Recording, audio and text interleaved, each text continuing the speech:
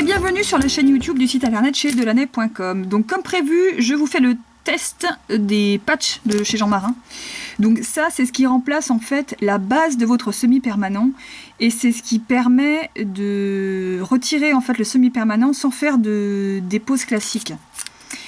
Donc c'est la première fois que je le déballe, j'ai même pas touché le produit pour savoir comment c'était fait, si c'était souple ou pas, si c'était caoutchouteux ou pas. Comment?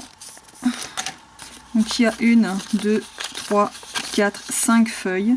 Sur les 5 feuilles, ça va de 0 à 9. 1, 2, 3, 4, 5, 6, 7, 8. Donc ça en fait 10. Donc c'est pas transparent, c'est opaque. Donc première chose à faire, bah, on dégraisse l'ongle. Donc ensuite on applique le purifieur de chez Jean Marin. De chez Jean Marin ou d'une autre marque. Moi j'utilise celui de OPI avec le Bond. Alors c'est pareil, ils ont des noms totalement différents, mais chez d'autres marques on l'appelle le PrEP. Pour d'autres c'est le Bond comme ici, le Purifier pour Jean Marin. Et donc ensuite on va choisir la taille.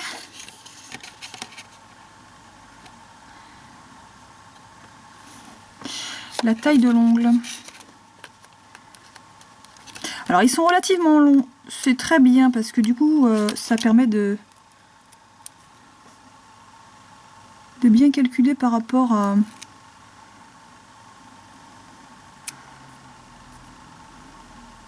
la longueur. Est-ce que ça t'aurait été mieux? Pas forcément évident parce que des fois ça peut déborder. Peut-être que ça aurait été mieux. Alors est-ce qu'on peut les décoller et les recoller? Je ne sais pas, je tente. Je vais tester le 7. Le 7 il s'ajuste peut-être un poil mieux à mon ongle.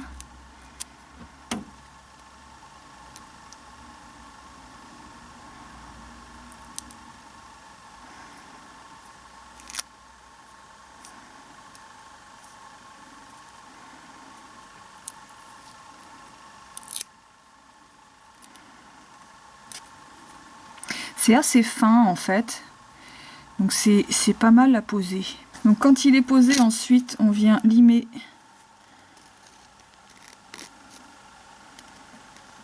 tout ce qui dépasse au bout de l'ongle.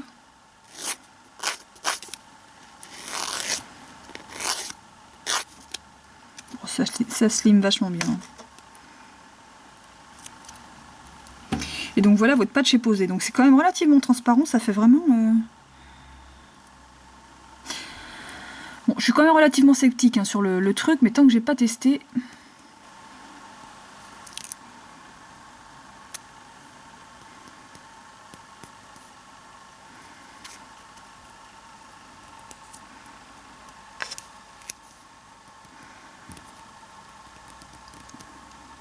Franchement, ça se pose vachement mieux que tous les patchs que j'ai déjà pu poser jusque-là. Enfin, les patchs déco, je parle. Hein.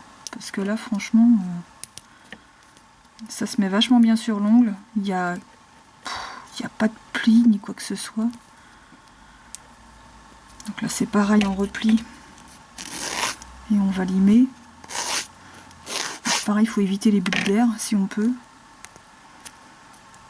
Après, je sais pas si on en fait ce que ça donne une fois qu'on met du vernis par-dessus et qu'on catalyse. Je pense que c'est la même technique pour les patchs. Il faut d'abord le poser...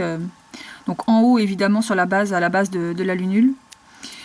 De bien le poser en haut et de le descendre ensuite en bas. Et ensuite de faire les côtés.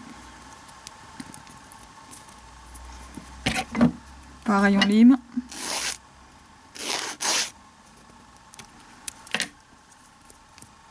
Comme d'hab ça se lime super bien. Il n'y a pas de truc râpeux au bord de l'ongle comme ça peut être le cas pour certains patchs par exemple. Donc là... chapeau. Ça.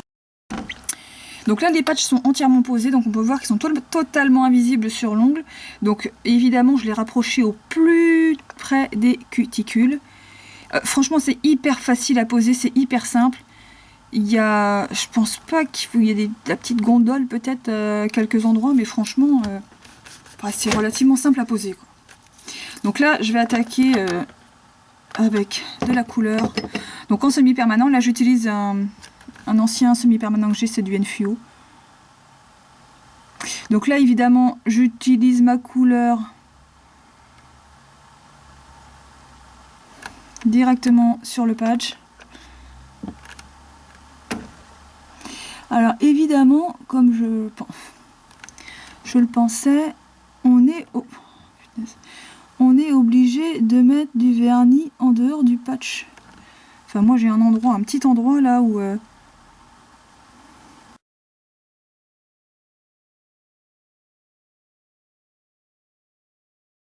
Donc là tout est fait, je vais juste venir border l'ongle.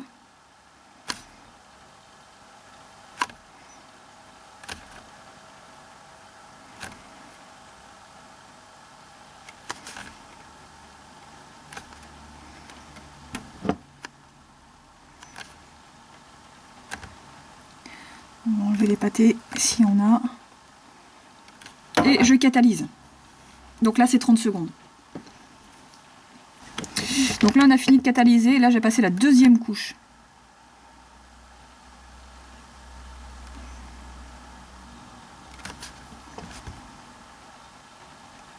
Donc là l'application est nickel, et s'il y a eu quelques petits endroits où ça a gondolé, très franchement là ça se voit pas, mais faut toujours faire attention quand on applique le patch de toute façon.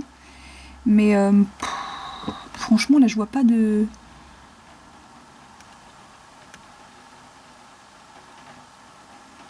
Donc comme je le disais, à certains endroits on est obligé de déborder du patch, hein, parce que le patch prend pas forcément la forme naturelle de l'ongle. Là le patch il est fait en arrondi, mais vous allez avoir des personnes qui vont avoir la base de la lunule qui est relativement carrée, parce que moi celui-là est arrondi, celui-là il est relativement carré. Enfin relativement je dis. Là c'est bon, on catalyse une deuxième fois. Donc là la deuxième catalyse à 30 secondes est terminée, et là j'ai plus qu'à passer du top coat par dessus. Donc c'est toujours mon top coat Enfio.